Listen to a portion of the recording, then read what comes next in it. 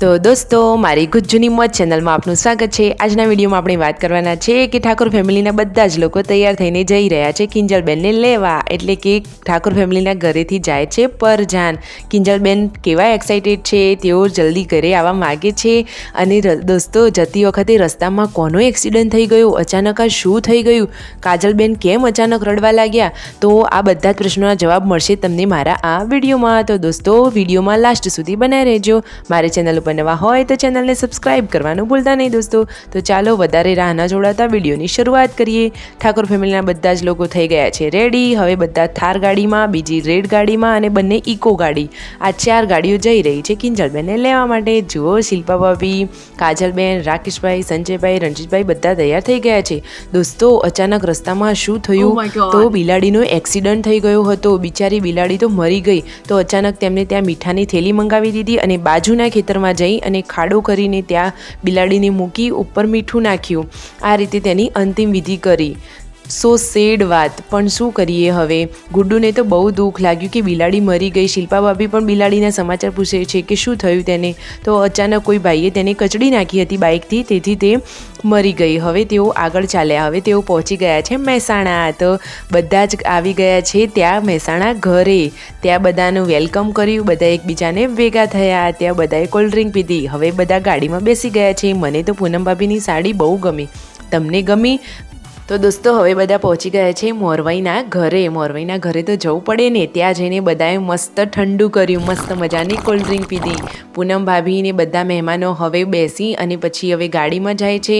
અને હવે રાકેશભાઈ ને ભાણાભાઈ ને બધા જ લોકો પહોંચી ગયા છે કિંજલબેનના સાસરીએ જેતપુર।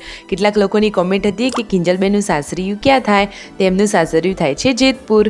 ત્યાં બધા પહોંચી ગયા છે, તેઓ તેમનું બધા વેલકમ કરી રહ્યા છે, રામ રામ કરે છે। અને કિંજલબેનની ખુશી તો જુઓ, ભાઈને મળીને બેની તો કેટલી ખુશ થઈ ગઈ।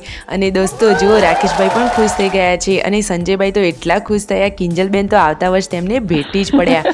હરખ તો હોય ને। હવે દોસ્તો ચાલુ થઈ ગયો છે જમણવાર, મસ્ત yummy yummy and tasty tasty ખાવાનું। તો ચાલો દોસ્તો આવી જાઓ ખાવા।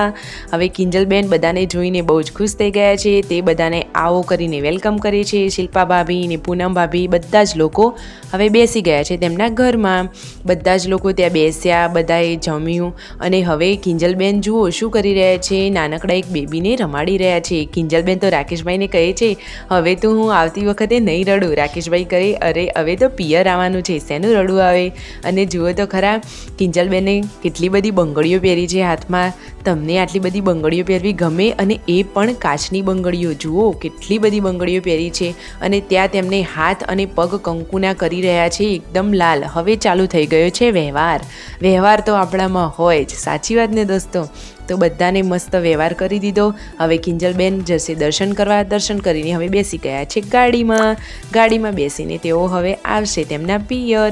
રસ્તામાં તેમને સબસ્ક્રાઈબર મળી ગયા, તેમના જોડે ફોટોને એવું પડાવ્યું। અને હવે જુઓ કિંજલબેન ઘરે આવવા કેટલા એક્સાઇટેડ છે। તો થાર ગાડી થઈ ગઈ છે રેડી। બધા જ મહેમાનો હવે આવશે ગાડીમાં। ગાડીમાં બેસીને કિંજલબેન આવશે પિયરમાં। જીગરભાઈ આવજો જજો કહેવા આવી ગયા છે, કહે છે કે બધા શાંતિથી જાજો। પૂનમ ભાભીને લોકો હવે કઈ ગાડીમાં આવે છે ચાલો જોઈએ। જુઓ રેડ ગાડી પણ હવે તૈયાર થઈ ગઈ છે, થાર ગાડી પણ તૈયાર ગઈ છે। બધા જ લોકોએ ગાડીમાં પોતાનું સ્થાન લઈ લીધું છે। હવે ગાડીઓ ચાલી છે। મને તો શિલ્પા ભાભીની આ સાડી બહુ ગમી। શું દોસ્તો તમને આ સાડી ગમી? જુઓ કિંજલબેનના હાથમાં બંગડીઓ તો જુઓ, એ તો કહે છે જુઓ મારી ચૂડિયા, ખન ખન ખન ખખડાવે છે એ એમની ચૂડિયા। જુઓ રાકેશભાઈ કહે છે અરે તૂટી ના જાય, તોય કિંજલબેન તો ખખડાયા કરે છે। અને દોસ્તો અચાનક રસ્તામાં વરસાદ ચાલુ થઈ ગયો, અને એ પણ એકદમ ધમધોકાટ વરસાદ ચાલુ થઈ ગયો અને રસ્તામાં ઝાડવા પણ પડી ગયા। આખરે આવી ગયા કિંજલબેન એમના પિયરીએ। લાઇક, શેર અને સબસ્ક્રાઇબ માય ચેનલ।